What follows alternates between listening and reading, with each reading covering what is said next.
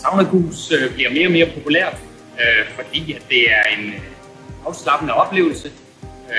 Man kan smide alle tanker omkring arbejde og familie og slippe iPhone for en time eller 15 minutter, mens man går til Saunagus.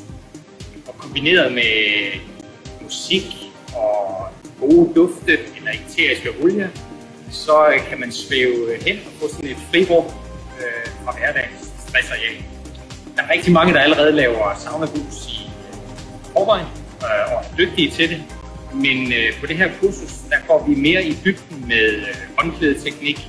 Vi snakker om, hvordan man laver en god stemning inde i saunaen, hvad man skal være opmærksom på rent sikkerhedsmæssigt over for gæster, og så meget med brugen af eteriske olier i stedet for de traditionelle duftolier.